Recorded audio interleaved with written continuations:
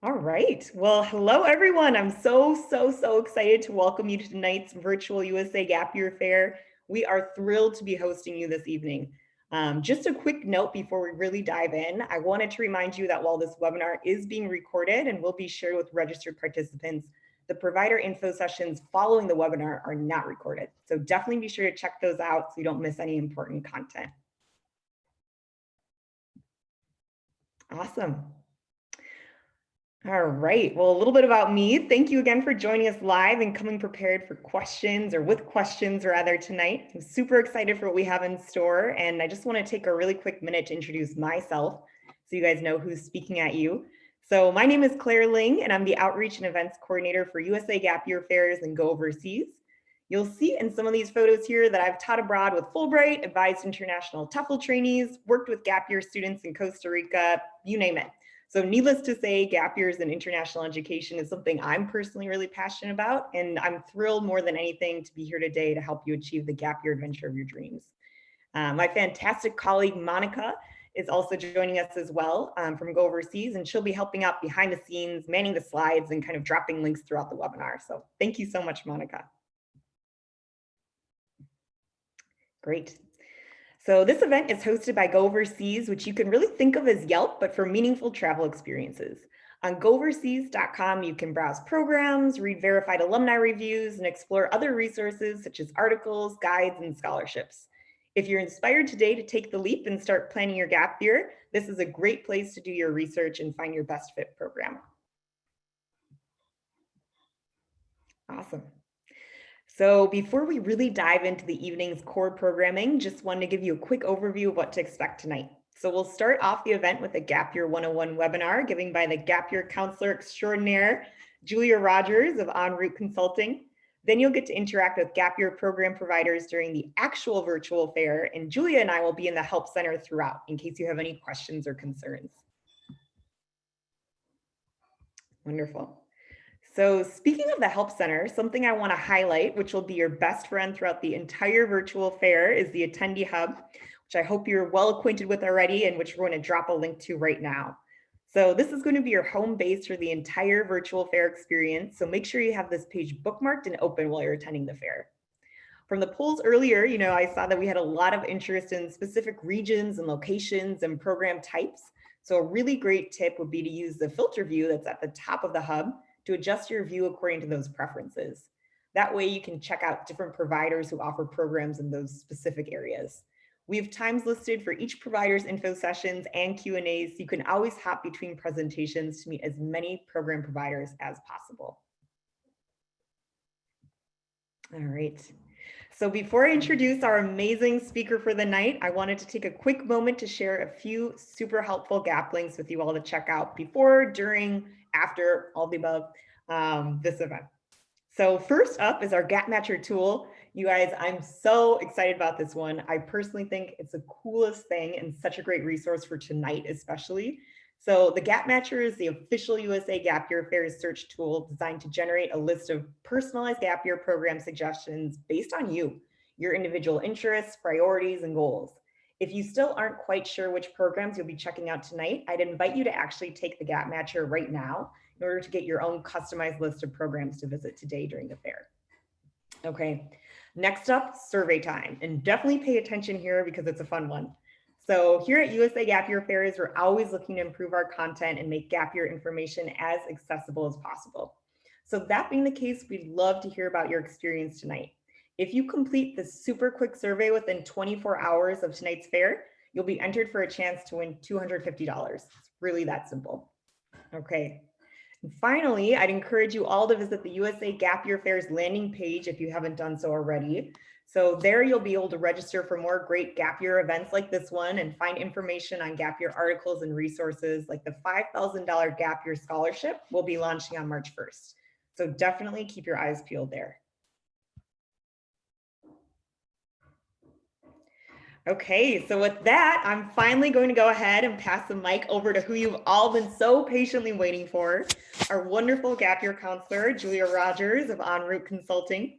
Julia counts with more than a decade of gap year advising experience and is accredited by the Gap Year Association as an expert gap year counselor. We're so, so, so lucky to have her joining us today. Before Julia dives into it, I just want to remind everyone of that Q&A box at the bottom of your screen.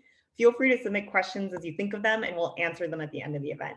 So without further ado, Julia, please take it away. And thank you so much again for being here. Oh my gosh, thank you, Claire, for that really enthusiastic introduction. I have to share Claire's enthusiasm because this every year I've been attending the Gap Year fairs and keynote speaking at them since Claire actually asked me before, since 2012.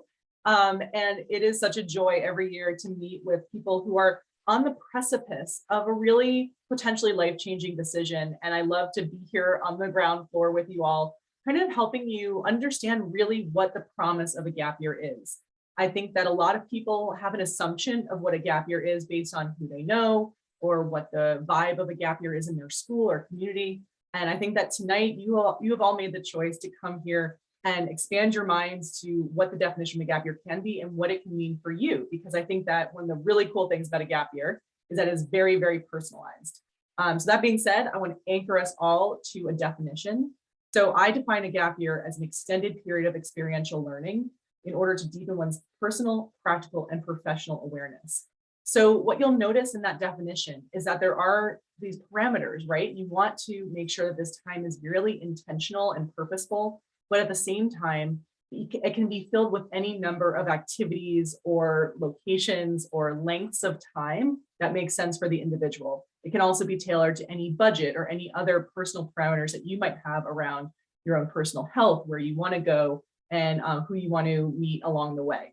So we're going to be getting into what that can mean in practical terms as the presentation goes on. But I just want you all to know that, while this is a broad definition of not telling you when to go or how to do it, we really want it to be an active choice. I think that really the only definition of a gap year that I don't agree with is that it's just like something that happens if you don't make a decision after high school. Not a gap year. Gap year is like an active choice that you make when you say, I want to take control of my future.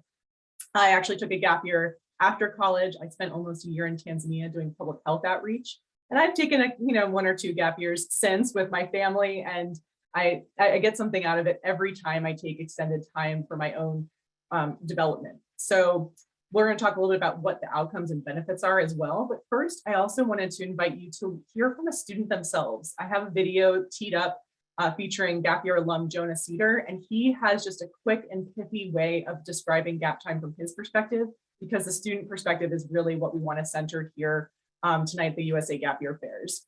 So Monica, you can go ahead and play that and we'll take a listen. If I were to give advice to someone who was thinking about taking a gap year, I would say you're at an incredible time in your life. You have nothing to lose and everything to gain.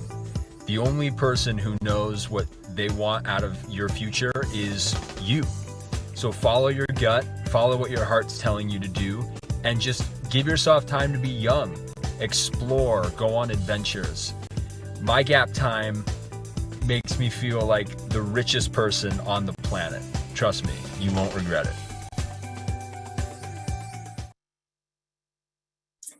So as you can hear from Jonah, I think that when you talk to somebody who's taken a gap year, you will hear the enthusiasm and the sincerity in their voice when they say that it was one of the best decisions they could have made.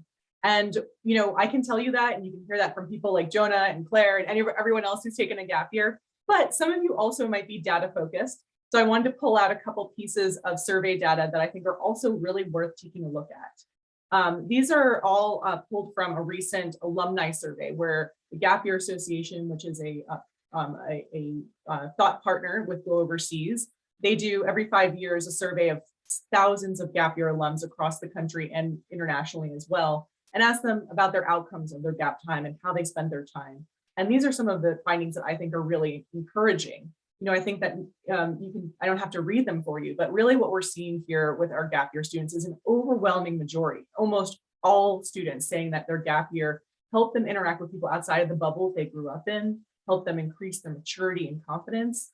And then also an overwhelming majority have said that a gap year has actually given them a competitive job advantage as well. Now, one of the things I think is really important in this particular moment is to think about this, these next couple of years of high school graduates. In the context of COVID, they lost out on a lot of the natural opportunities that young people have in order to explore their own interests outside the classroom in order to grow and practice that independence. There's just been a lot of lost opportunities as a result of the era that we're living in. I think a gap year in this particular moment for our class of 2022 and beyond grads, it's so, so important and such an incredible opportunity for these students to kind of reclaim that lost time and really experience the world in a new way and on their own terms outside of the classroom environment and outside of the virtual environment if they so choose. One of the other things that we find with gap year students is that ones that do go to college, not all gap year students have an intention to go to a four-year school, but students who do plan to go to a four-year school, 90% of them start their college experience within a year of starting their gap time. So we do see students starting college with that intention. And then once they are at college, they actually perform better academically and graduate sooner than traditional students. So we're seeing not only students having these incredible personal benefits, but those benefits extend into the college classroom as well and result in less time and less money for students once they're actually starting their higher education. So on the next slide, I want to talk a little bit about who takes a gap year, because like I said in my definition slide, you may think you know who takes a gap year, but I want to talk through a couple different profiles of gap year students that I see in my practice and see if you recognize yourself or maybe your child or maybe an overlapping combination in any of these descriptions. So the cool thing about these different profiles and interesting thing is that a gap year is not just for one type of learner and not just one type of student with one type of personal history. It can really suit different people for different reasons. And so you might take a gap year for one reason, and that's going to mean that you're going to be doing certain types of activities to help you for your own motivations. So for someone like the worker, that's a student who typically has high GPA, high test scores, high propensity for maybe academic burnout by the end of high school. So these are students who are often trying to get into highly competitive colleges and often tell me that they're tired and that they're not that excited to start college by the end of that really harrowing experience of trying to just get into college. So a gap year for these students can be a time to, again, take a little bit of a break, not from learning, but from the academic environment and from the rigor that they put themselves through in their high school experience. So they can really start college rejuvenated, ready to learn, excited about their really, amazing college experience that's coming down the line. Now, our meeting seekers tend to be high test score kids when there was test scores. I know that that's not as much a thing right now, but high test scores, not necessarily higher GPAs. So these are students who really need to understand why they're in a classroom or why they're doing the work they're doing in order to perform well. They're really bright. They just need to have a reason to do the work. So a gap year for these students can really help them explore their potential career paths and give them that knowledge so they can see the forest, the trees. They can decide really intentionally about their higher education path and put themselves into it because they understand what they're going to get on the other side. Sometimes, again, these students tend to learn outside the classroom anyway, so it can be really rejuvenating for them as well. Now, our floater student is someone who has never really enjoyed the classroom environment. Perhaps they learn differently, perhaps they have other challenges that make the traditional schooling experience challenging or not enjoyable. Sometimes these students also have issues of maturity or failure to launch types of things that make a gap year really essential so they can gain the life skills and maturity so they can succeed in whatever their next step may be. Our pragmatist is the kind of person who is really thoughtful about the cost of college and their return on their investment and sees a gap year as a really important tool so that they can really make intentional choices about their college major, where they go to school, how much financial aid they're getting, so that they know exactly the financial implications of their higher education experience. Our adventurer is somebody who wants to see the world, wants to take a bite out of life, has probably felt like a caged bird for the past 2 years. You on the call know who I'm talking about if you identify as this in the room. And a gap year for these types of students can really be an opportunity for them to fledge, gain independence, see new things, experience new things, and then when they do start their higher education experience, can really feel more settled and like they've had some adventures and they've done some things that are on their bucket list first. Lastly, we have our soul searchers. These are students who have perhaps suffered from mental health or other types of challenges in high school that have really impeded their ability to have a successful or enjoyable high school experience. We know that anxiety and depression has been a huge problem during the pandemic and even pre-pandemic. So again, there could be a lot of dovetailing of these different profiles amongst students in you or your child's life. So with Soul Searchers, a gap year is an amazing opportunity to take that time to develop tools, to seek help, to even just have, again, experiences that are joyful, experiences that are fun, experiences that allow you to have positive social experiences before starting college, so you can start with your best foot forward. So as you can see, I've probably described most people that you know, because most people can benefit from a gap year. Doesn't mean everybody needs to take one, but if you see yourself or your child in one of these profiles or in a few of them, then a gap year, you are in the right place. A gap year is definitely something that you should be thinking about. So now I want to talk a little bit about how you go about making this all happen. I think that one of the reasons we don't see 80% of people taking a gap year is that it's a logistical, it's logistically different than applying to college, and it's not something that everybody is used to. It's kind of like planning the big vacation, but it's not a vacation. So there's logistics, there's conversations that need to happen, and there's ideation that needs to happen, and there's of course execution. So this is kind of my easy 6-step plan to getting your gap year off the ground. And then we'll kind of go into some actually what you can do on your gap year in the next slide. So first of all, in the era of COVID, I want everybody to start their gap year planning by framing their expectations, which kind of means to settle down and say, things might change over the course of this year because the global outlook is still uncertain, even though it's becoming more predictable. So you want to kind of come into this with a mindset of flexibility. And guess what? You have to be doing that if you were considering college or any other pathway after high school as well. But you want to start with that mental flexibility and open mindset. Next step is you want to set goals. I like to encourage students to do a brainstorming exercise where they actually pull those 3 P's from my definition and think about goals that fall within them. So personal, practical, and professional. The personal goals are the hobbies, the things that you do for the love of it, the things you want to try or learn on your gap year.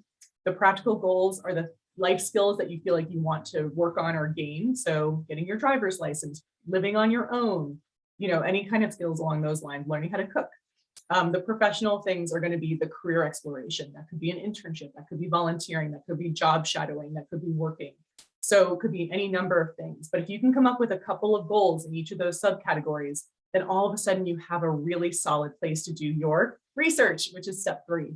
So you're already here, which is a great step in research because you're going to get to hear from so many cool opportunities, but you can also do research by talking to previous gap year people in your life, either students or teachers or anybody else who's taken a gap year. And you can do a significant amount of online research as well and get some ideas and inspiration that way. So once you've done those things, you start narrowing things down. So you find opportunities that match your goals, and then you start honing in on what those are. And then finding the right order in which to put those things. So then you're kind of setting up your itinerary, which is the step 5. I always advise people when they're setting up their gap year to start with more structure and move towards more independence. So if you're hoping on your gap year to learn how to rock climb and then hike the Appalachian Trail, well, I would advise you not to start with hiking the Appalachian Trail if you don't have very much outdoor experience. You want to start by maybe taking an outdoor education course where you learn how to live in the backcountry and do it safely, and take a wilderness first aid course and those kinds of things. Maybe you do that through a rock climbing course, and then later in your year, maybe you tackle a bigger adventure. So that's just an example, but it gives you an idea of how you can structure things. Most people do multiple things over the course of their gap year, and it tends to fall on the season. So when you're thinking about your gap year, it doesn't have to be this overwhelming, huge amount of time that you have to feel. Think about it as the summer, the fall, the winter, the spring, and the following summer. And most people kind of do things around those time periods. And lastly, again, we're starting and we're ending with flexibility. Stay flexible, reflect along the way, and make sure that if you change your mind about how you want to be spending your gap year, that you pivot. That's a big part of gap years as well, is that you can change and evolve over the course of it, and that's expected. So couple last minute kind of notes before we talk about types of programs. Safety, I think a lot of the parents who are on the call right now are probably going to be asking themselves, is this a safe opportunity? Should I be sending my kid out into the world? It's my humble professional opinion that I think that most gap year opportunities are much safer than a typical college experience. So I think that it's kind of this, comfort of the known, if you will, that we send our students out into the world, into a college experience, maybe not having the tools to be successful or to make the best choices. So a gap year, if you're doing it, especially through programs that are well-known and accredited and reputable, it can be very risk managed type of experience. And then, safety also comes down to the individual student. What kinds of support do they need? What kinds of places are they familiar with? And how to create a gap year experience that's appropriately out of their comfort zone, but still managed for risk. Locations. Again, during COVID, we're seeing some locations kind of not available for border restriction reasons. For example, New Zealand and Australia have been kind of not available to gap year students up until this point. But other places, students are going abroad the past 2 years and they are doing it safely. I've had students myself go to places like Costa Rica, the Bahamas, South Africa, most of Europe, South Korea, Thailand. So many countries are open and out there, and sometimes it actually can be easier to live and exist in places that have both good healthcare systems and where a lot of the living is done outside. That can be, again, COVID-wise, that can be controlled for. The other thing that you want to think about with locations is, do you want to learn a new language? And then, of course, are there other aspects that you want to be thinking about as far as terrain, type, climate, safety, and political stability? All those kinds of things are conversations to have as a family. Now, interests and goals kind of go hand in hand. The goals I already addressed on the previous slide, but interest is another thing. One of the most wise quotes I've ever heard was Elizabeth Gilbert, who said, "Don't worry about following your passion, follow your curiosity." And I think that is such a wise piece of advice when it comes to gap year planning, because not every student has a passion. In fact, a lot of students take gap time because they don't know exactly what they want to do. And guess what? Spoiler alert, no adult ever knows what they want to do. It's a journey. And taking a gap year is kind of the first step into your adult life, saying, I'm okay with not knowing. I'm going to explore and I'm going to learn about myself and my skills and figure out what comes next. So thinking about, again, that what you want to learn, what you want to gain on your gap year, and what interests you want to dive deeper into is a great way to anchor your time. But what can you do? So the next slide here is kind of the meat and potatoes. And we're doing pretty well on time, right, Claire? Yes, we are. You're doing awesome. Thank you. Awesome. Okay, trying to keep pace, but not flood you guys with information, so much information that you go catatonic or anything. So one of the things I think is really great to know about gap time, like I said, by now you're going to know that there's lots of things to do, lots of places to do them. But I think it's also good to categorize these different ideas and activities because it helps make it a little bit more manageable when you are doing that research. So tonight, you're going to see a lot of structured programs in those rooms. What's going to be here tonight is not representative of all the things you can do on your gap year. So just be aware of that. If you don't find the right fit tonight, continue that research, talk to me or other gap year counselors. We can help you and continue to talk and have conversations with other trusted people in your life. But what you can do as far as knowing these categories is to understand the different benchmarks in each of them. So with volunteering or service work, this is something that can be done in the States or abroad. Tends to be that you can, also do it as a group. You do not have to do your gap year alone. Many gap year opportunities offer a built-in social network, and many volunteer opportunities are like that. So for example, if you were to do an AmeriCorps program, which is the domestic arm of the Peace Corps, that is technically service work. And you can be in the States getting a stipend and then get an education award at the end of your service. For people who want to go international, there's all sorts of ways that you can work in conservation or teaching or other types of community development projects that are really meaningful and community driven in those local communities and allow you to have a cultural exchange as well. Now, internships are more of that professional development opportunity. And you can find an internship independently through a connection that you might have on your own. And there's also internship programs that can actually provide housing, that can help match you with an internship in the industry that you want to get experience in. some of them also have, life skills workshops and other professional opportunities for you to kind of build out your professional skill set. So that's really a great option for people who are really keen on the career side of things. Working, another big important part of gap time. Most students do work at some point during their gap year. I find that the most common time for people to work is in the summers before and after kind of the school year of their gap year, if that makes sense. But you can also work during your gap year, especially if you're working half the year, to kind of go away from home half the year. Now, experiential programs are another kind of big chunk of what you might find if you Google gap year or gap year program, a lot of them are going to be these experiential programs. And I would say that the difference between an experiential program and something like volunteering and interning is not that they don't have those different same elements, but an experiential program tends to be a finite amount of time. So usually 2 to 3 months long, sometimes 4 months long. And you're with the same group of peers, and you usually have 2 to 3 leaders that are helping facilitate all of the learning. Now, the theme of the program can change. Sometimes it might be outdoor adventure. Sometimes it might be cultural and language learning. Sometimes it might be more career related. Other times it might be a combination of all of those things where you get to kind of move around and do different segments or sections of trips over the course of the 3 months. And these programs run both in the States as well as in places like Central America and Southeast Asia, South America, West Africa, East Africa, Europe. So lots of places where you can find those types of programs. Many of those programs also offer college credit that you can potentially transfer to your future college as well. Independent projects. This is something I call these self-design opportunities, where if you have something that you want to do on your gap year, maybe you want to write a novel, maybe you want to build up your YouTube channel, maybe you want to do any number of other things that are not part of a program for part or all of your year, do it. There are ways you can find support and community even if you do your own thing on your gap year. And lastly, a lot of people do travel. Travel doesn't have to mean international. Travel can mean a road trip. Travel can mean going to our national parks. Travel can mean meeting up with family on a heritage trip somewhere abroad.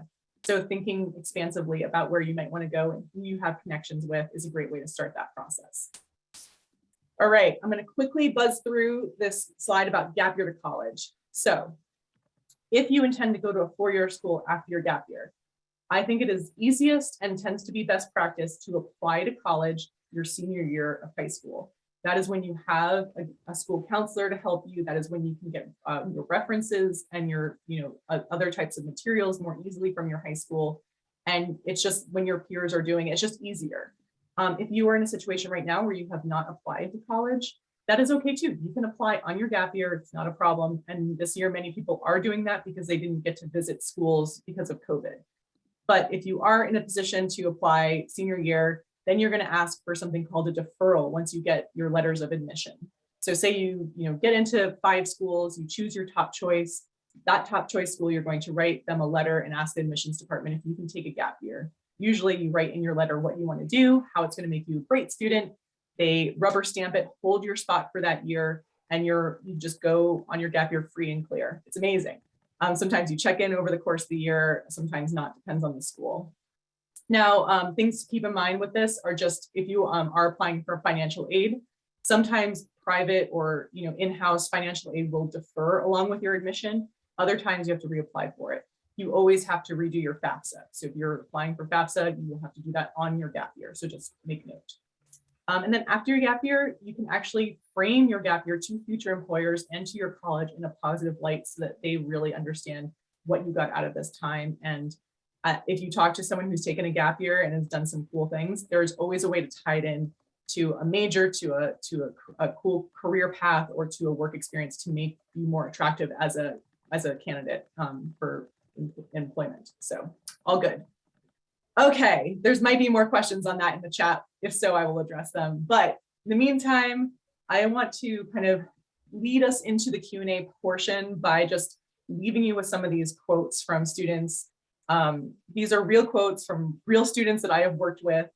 And I think that if you're kind of, as you go through this evening and you're thinking through these options and still weighing the pros and cons, is this right for me?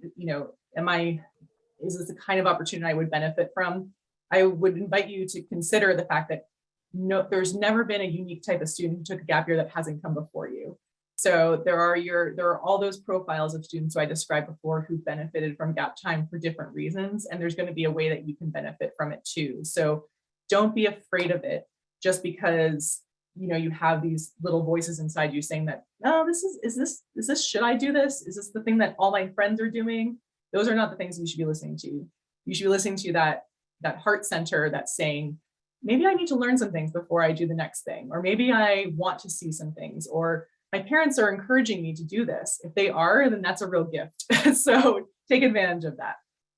And then lastly, if you do want to talk this through a little bit more, I do offer free exploratory conversations with any family, especially senior year is a really good time for those. So you can get in touch with me if that's of interest. And Monica will probably leave my information in the chat. And I will also be in the Ask an Expert area all night. So if we don't get to your question in the Q&A right now, I will be there for you until, 8:30, I think. So, all right, Claire, let's see what questions we have going. Amazing. Thank you so much, Julia, for that stupendous presentation. You are making me want to take a gap year now. That was awesome. Looks like we have some questions in the Q&A box. So everybody, please keep those questions coming. Let's jump into this one.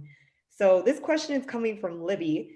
And Libby asks, can you speak to student concerns with a gap in their studies? Math, for example, may put them at a disadvantage when starting college. So do you kind of have any insight on that, Julia, in terms of how a gap year, functions with college credit and starting college on time, et cetera? Sure. This is definitely a concern that I hear often. And, I think that it really goes from student to student. I think that our STEM students are usually the ones that are more concerned about, will I forget how to do calculus on my gap year and that kind of thing. I think that those students should never shy away from taking a gap year because I think that the other types of benefits completely outweigh any of those concerns. But I think that it's very true that it is a muscle that needs to be exercised. And so what I'll usually tell my math students is, around, April, May of their gap year to either enroll in a, like not for credit math course or to start doing some exercises and kind of beefing back up that skill set. So it's not uncommon for students to spend some time this summer before they start college, either taking a course or even if it's Coursera or something like that to kind of get back that skill set. But I think that it's always worth considering, but never a reason not to do a gap year, if that makes sense. Great. Thank you so much, Julia. That's a really awesome point.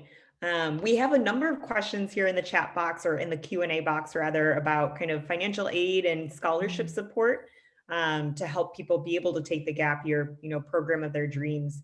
Do you have any insight or tips or suggestions for, where you can find financial help for gap year programs or if that's something that's possible? Yes. I see that someone is asking about 529 savings plans, and we could do a whole session on how to fund your gap year. In fact, we probably should, right, Claire? But 529 money can be used for many different types of gap year programs. Usually the way to tell if you can use your 529 for a gap year is if the gap year program offers credit. So a lot of the ones that you're going to meet tonight do have that, distinction. Also, programs that are accredited by the Gap Year Association have a special relationship with Portland State University. So you're basically kind of rerouting funds through PSU. It's complicated, but it is possible. And it is a great way to fund some of these more expensive programs that have college credit that are amazing life experiences, but have a higher price tag. As far as funding lower cost gap years, I think that one of the things that's important to know is that a gap year can be done for any budget. But the thing that I want people to understand is that if a student, needs a lot of support and wouldn't thrive at college if they went straight through because they need that support, you're really going to want to take a hard look at what types of programs offer that support. And often those are ones that are a little bit more expensive, but you're going to be thinking of that as an investment in their future, not as much as something that, you're blowing all this money on their gap year and that's that. It's definitely should be seen as an investment in that regard.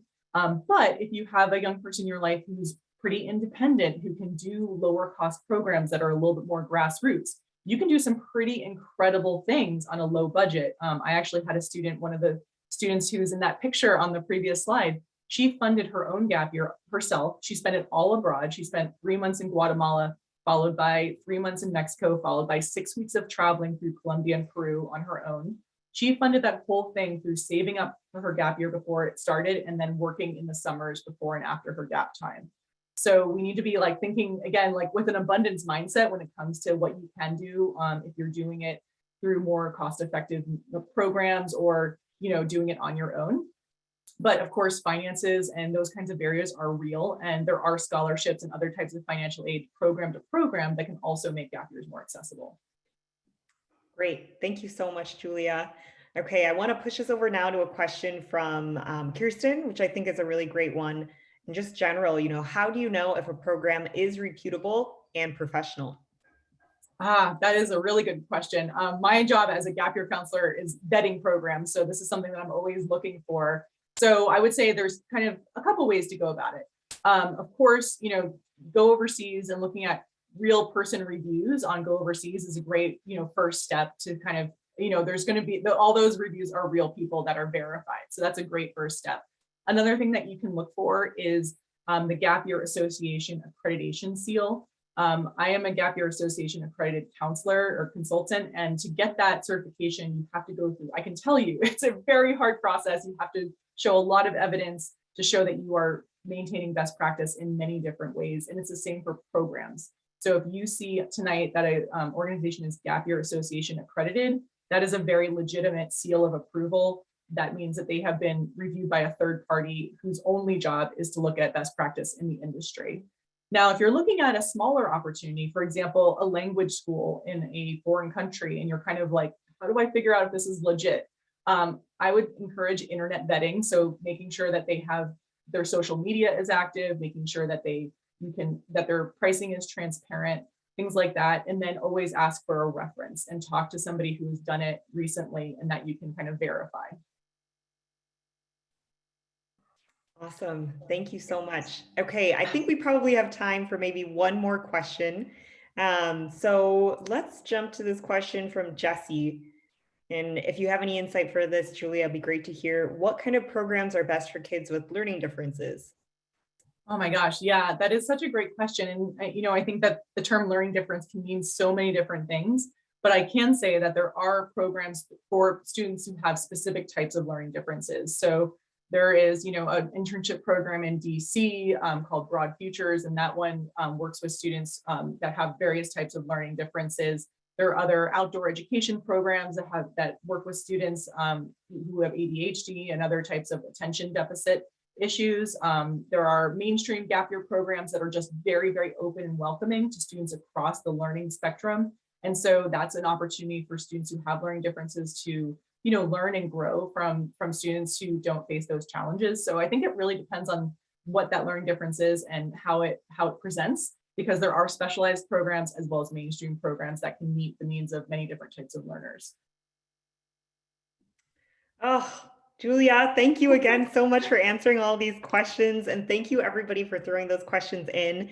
Unfortunately, I'm going to have to cut us a little bit short just because we want to make sure we have time for all of the provider info sessions. So if you did not get your questions answered, and I know that there are still a few questions in that Q&A box, definitely be sure to come to the Ask an Expert Help Center after we end this webinar so that you can chat with Julia one-on-one and get those questions answered there. All right. Yes, thank you for all the active listening. I so appreciate it, and love seeing so many people here tonight. Awesome. Okay, so before we begin the virtual fair portion of the night, I wanted to just share one final reminder to utilize your attendee hub to connect with our fantastic lineup of gap year program providers. So Monica is going to drop that link into the chat right now again. And please, please, please just use that. You'll click on it. You'll be able to see all the info sessions and all the Q&A times there and get into the Zoom room so you can really connect one-on-one. And again, Julia and I will be in the Ask an Expert Help Center for the duration of the fair. So if you do get lost or confused, come check in and we're here and happy to help. So without further ado, it is time to kick off the fair. So this is your chance to connect with program providers. I really recommend that you unmute your mics, chat with the presenters. They're super excited to meet you all tonight. While you might even be eating dinner from the comfort of your own home. So a really cool environment that we have ready for you guys today. So thank you all again so much for joining us, and I wish you a fabulous fair. Bye all.